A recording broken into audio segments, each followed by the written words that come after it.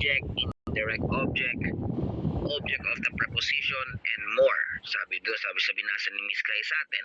So, pag-aalala ko, sabi niya, so coffee becomes it. Yung pangalan ng girl, nakalimutan ko, Ludi. Yan, Ludi becomes she. Jillian becomes he. And the students become they. And ibig sabihin, bakit nila binibigay ito is para hindi na natin ulitin yung mga words na yon. Kunwari, we already mentioned the name David. So sa susunod na line namin, conversation namin, hindi na namin gagamitin yung David. He na ang gagamitin namin. O kunwari, pag pinag-uusapan namin si Kai, instead of saying Kai, her name, sa next sentence namin, we're just going to use she. Yan. Ganun po siya. And then instead of saying the students, we use they na lang. Parang kayang gawin kayang i-replace ni pronoun. A pronoun can act as a subject, sabi nga kanina, no? Can also act as a direct object at saka indirect object. So, yun po yung ating tatalakayin ngayong araw. And I believe, mga kaibigan, ngayon pa lang is memorize nyo na yung ating mga subject pronoun or personal pronoun, no? Ano yung mga personal pronoun natin?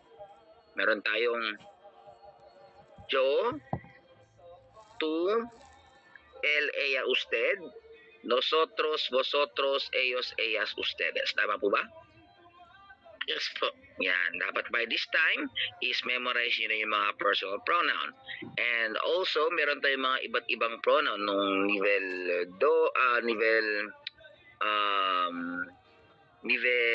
3, no? Meron tayong possessive pronouns. Ito sila mi, mis, tutu, susus, nuestro, nuestra, nuestros, nuestras, vuestro, vuestra, vuestros, vuestras, at saka si su and sus. Yan. Yun po yung mga pronoun natin nung mga nakaraang nivel. Now, dito mga kaibigan sa level 4, may mga pronoun tayong i-memorize na naman along the way. So, I hope na, kaya sabi ko kanina, dapat by now or mid of level 4 is memorize nyo na yung mga iba't ibang rule natin. Sa level 1, 2, and 3. Okay? So, mga kaibigan, ano yung itatakal natin? So, our first topic for today is yung tinatawag na direct object pronoun. So, that's what I was saying. Direct object pronouns. Now, ano po ba ang direct object pronouns ayon sa ating libro? Sino po yung pwedeng magbasa sa atin? Magbasa. Yan. Sino po pwedeng magbigay ng meaning ng kumpleto, direkto? Sa buong tibo? Charot. Yan. Kumpleto, komplemento, direkto, yan, de indikatibo. Sino po? What is direct object pronouns? Jenny. Direct object answer the question what or whom with regard to what the subject of the statement to what the subject of the sentence is doing. Often it is desirable to replace the name of the direct object with the pronoun. With example, maestro. Yes po. Okay. For example, Luis took the call. He answered the call and transferred the call to other department. Example number 2. Luis took the call. He took it and transferred it to the other department. Yun. Muy bien. Gracias, señora Jenny. Now, okay. Now, to make the direct object pronoun simpler, this answers the question what or whom. Also, para mas maintindihan siya po yung ating, ano po, sa tingin niya, no? Subject. Siya po yung subject. Siya yung magre-receive ng, ano po? Action. Who can, that is correct. Yan. He is the receiver of the action. Yan. Kunwari, ayon sa binasa si Senyora Jenny, ang sabi niya kanina doon ay, Luis took the call, he answered the call, and transferred the call to the other department. Kung tama ang pagkaalala ko. Luis took the call, he answered the call and transferred the call to other department. Now, sino po yung naka-receive ng action? Si Luis or yung call? What is the action? Receiver of the action. Anyone?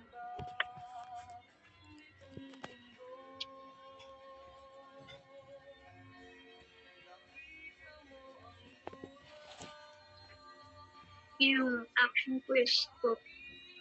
Took. Sino pong nag-receive ng action? Si Luis or yung call? Luis. Si Luis muna. Siyempre. Yan. So, yun yung main, yung main sa first line. Sa second line, he answered the call and transferred the call. So, yung next action is transfer. So, ano yung transfer? Sino naka-receive ng action na transfer? Is it Luis or the call? The other department. Sino naka-receive ng transfer? Ng transfer. Sino yung nag-receive ng action na yun? Is it Luis or the call? Huh? Of course, yung naka-receive ng call yung other department. Yan. Ano po yung transfer niya? Siya mismo yung tawag. Yung tawag po. Yung tawag. So ang pinag-uusapan natin, yung subject dito is yung alin po? Subject po is si Luis. Si Luis. Nag-receive ng action is yung call. Okay. Okay, bien. So, ang mangyayari dyan mga kaibigan, no? So that we will not mention the call sa ibang mga sentence natin, we will change the call into it. Kaya yung sa pangalawang sentence sa inyong example sa libro, Luis took the call, he took it and transferred it to the other department. Yeah, to the other department. Ganun po yung nangyari doon. Now, to understand further in Spanish, mga kaibigan, no? In Spanish, yung ating direct object or tawagin natin siyang DO, we replace it with a pronoun. Now, meron tayo, I believe sa libro natin, meron tayong set dyan ng mga pronoun ng direct object. I believe we have me, te, lola, nos, os, los, las. Yan. We have the pronoun, no? Pronoun. Me, te, lo, or la, nos, os, los, and las. Yan. Mga bagay-bagay na kailangan mong i-memorize. That is correct. Wala tayong ibang choice kundi ang i-memorize siya. If we want to understand or use this in our conversation. Now, mga kaibigan, mahalaga ba ito? Yes, mahalaga siya. Same sa mga ibang rules natin na pinag-uralan natin. Pero ako, dati dito ako nag-focus na nag-aaral ako. Kasi sa calls, pag once na mention na yung topic, hindi na nila uulitin yan. Maririnig mo lang yung si lo, la, lo, la, los, las. Kaya mahalaga po yan na dapat alamin natin yan. Por ejemplo, estoy buscando una lata de ano ba maganda? Sardinas. Una lata de maíz. Sardinas. Bueno, lata de sardinas, vale, bueno. Lata is what? Feminine, masculine?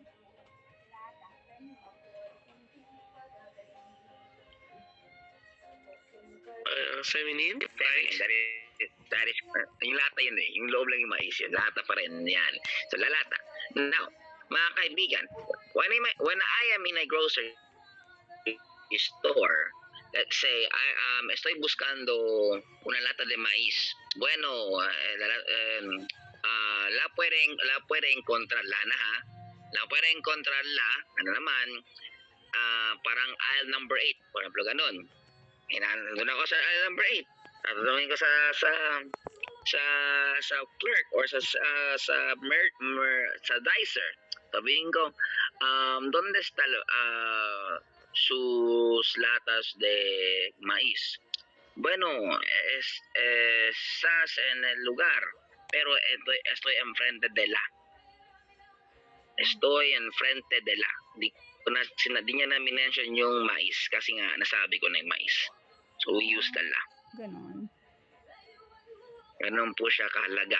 Kaya if I were you guys, memorize po itong rule kasi gamit po siya sa mga sentence, sa mga conversation. Okay?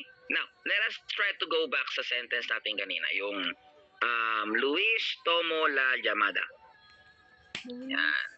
Yung English muna. Luis took the call. Yan.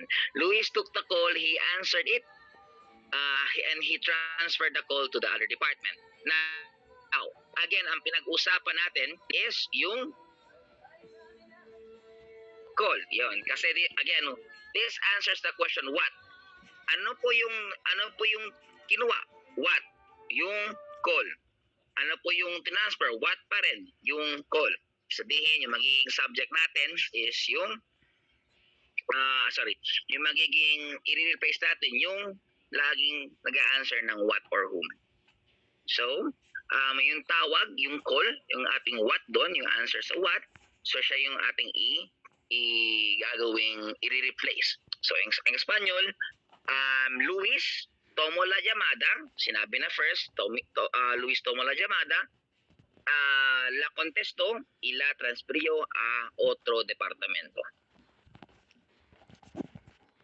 Ganun po siya. See? Sa libro nyo, pwede nyo i-check na yung llamada is naging lana. La contestó y la transfirió a otro departamento. Ganun po siya. Kasi para madali siya ma-identify what, tatanungin sa sarili mo, ano yung in-answer ni Luis at saka ano yung transfer niya. The call.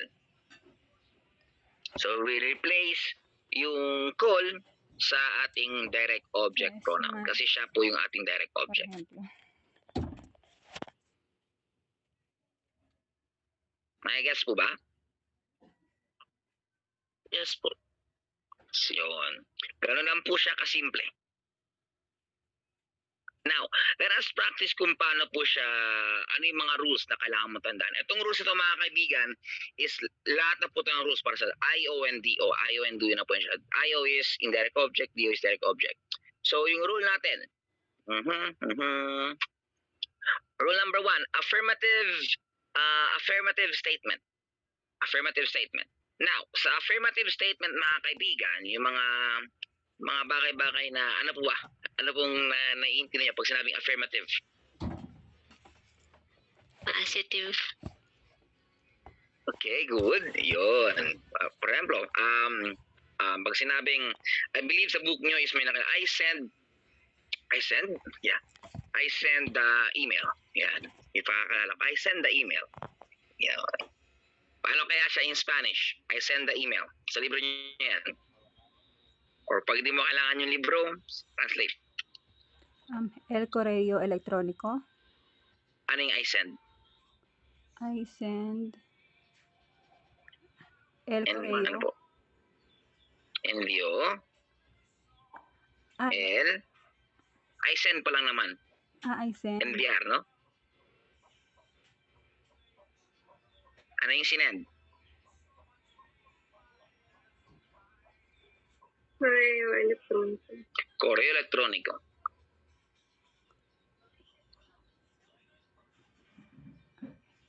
Okay. Ano po siya?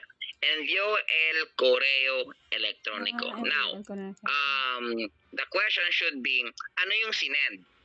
What, no? What na naman? Ano yung sinend? The email. The email. So, paano ko ito pa-iiksiin? Papalitan mo ng direct object yung correo electonico. That is correct. Now, the correo electrónico, is it masculine, feminine? Masculine. Masculine. So, we replace it with what? Lo or la? Lo. No. Lo. Muy bien. Now, the question, maestro, saan namin ipi-place? Saan namin ipi-place yung DO namin, yung direct object namin? So, mga kaibigan, mga chicos, no, ilalagay natin yung DO natin right before our conjugated verb, which is our enviar o yung ating envio. So, paano po siya? Pag ginawa ko ng shortcut siya, maiksi na lang. Paano? Lo Again, envio. ipa-place yung pronoun before the conjugated verb. Paano? Go ahead, Jenny. Lo envio. Muy bien. Lo envio. Ganun po siya kasimple. Maestro, pwede rin siyang envio lo. Envio lo, mamaya malalaman natin kung pwede o hindi. Yan. Sa chicken muna tayo sa mga hindi masakit sa brain cells. So, mamaya komplikaduhin ko ng konti. Tagalog mo, maestro. Yan. Ganun po siya. Now, bukod yan mga kaibigan, no, we also write the DO, the direct object, sa dalawang verbs. For example, pag sinabi kong I want to buy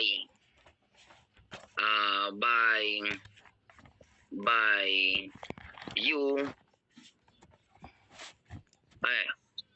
I want to buy the car for you. Para yan. Sa Spanish mo na. Yung diretso lang. Pero salud. Quiero comprar una coche para ti. Yan. Quiero comprar una coche para ti. Now, la pregunta es, ano po yung ating magiging DO? Una coche. Un coche lang. Un coche, sorry. Yan. Quiero comprar un coche para ti. So the question should be, ano po yung binili? Ano po yung bibilhin? Yan, yung kotse. Para kanino? Sino yung receiver ng object na yon? Si you, si para ti. Yan. So since nakuha na natin yung ating what sa answer sa what, ano po yung kanyang pronoun? Masculine. Masculine. So ano mangyayari? Lo or la? Lo. Lo. Muy bien. So coche will be lo. So paano po siya in Spanish? Dito naman mga kaibigan, pag dalawang verb sa sentence, may dalawa kang option. It's either nasa before ng conjugated verb or naka-attach sa yung infinitive verb. So paano kaya yan? Go ahead, Salud. Quiero comprarlo un coche para ti o lo quiero comprar un coche para ti. Lo quiero comprar para ti. Yan. Lo que quiero comprar para ti. Wherein si kotse ay naging lo na po. Or, pwede mo sabihin, Quiero comprarlo para ti. Muy bien. Quiero comprarlo para ti. Now, pili ka lang dyan kung saan ka magiging komportable.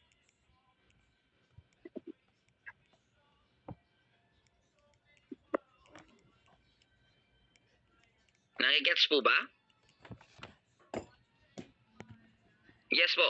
Claro. Confirm ko na yung understanding ko, maestro.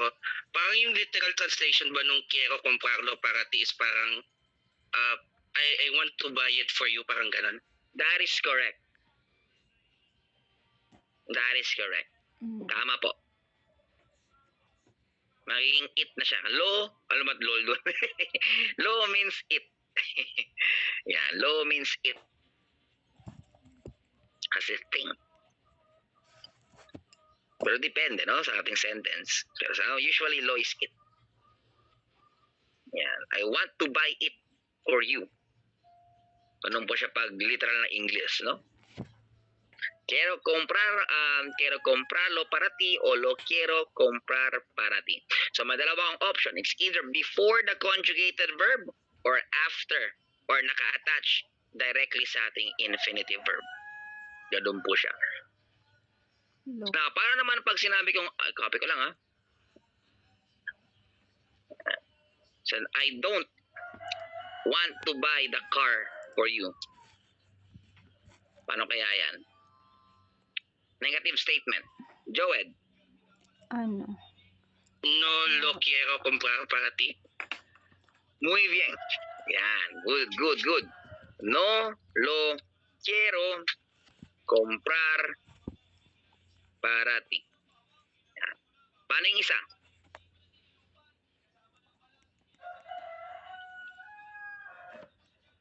Ang isang option natin.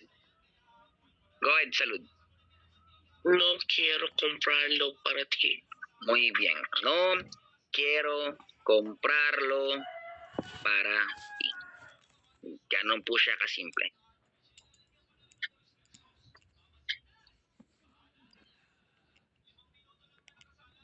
Question for clarification, please guys, magtanong.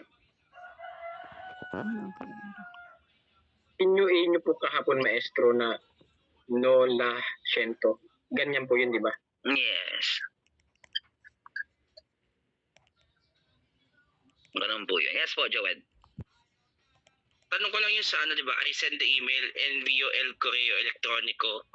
Parang pwede rin siyang ano, no, yung lo envio, maestro.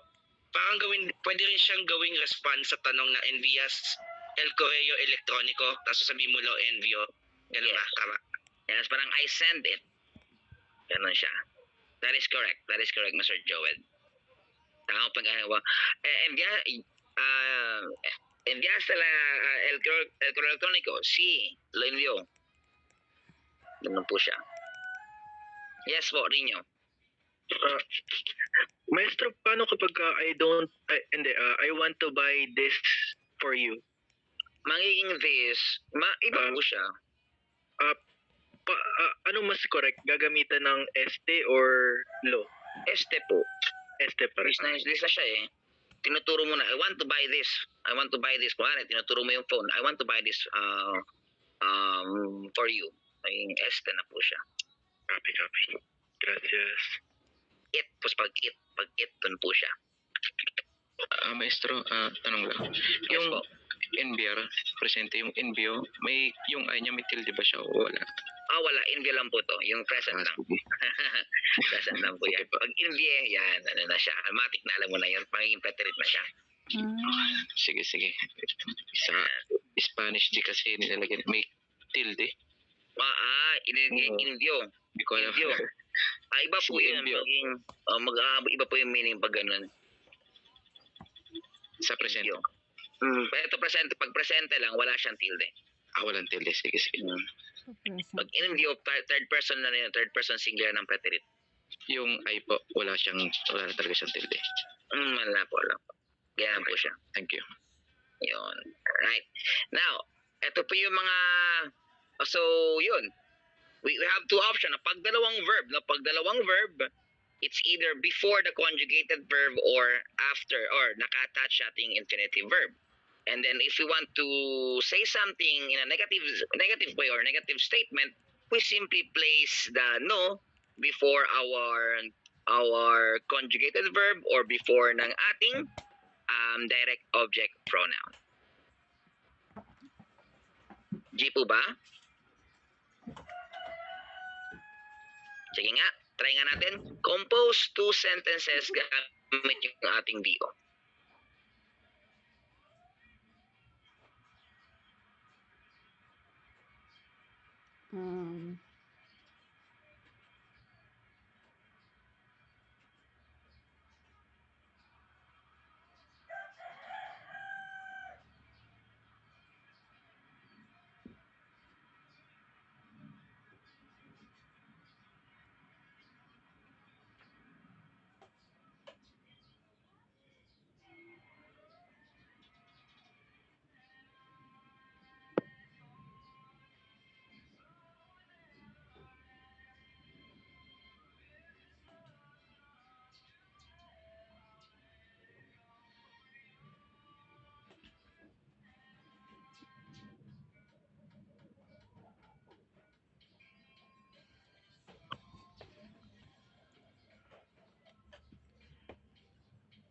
Dalawa lang. Dalawa.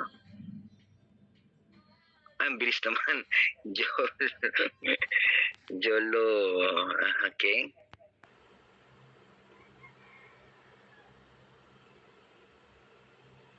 Direct object pronoun. Paki-open po.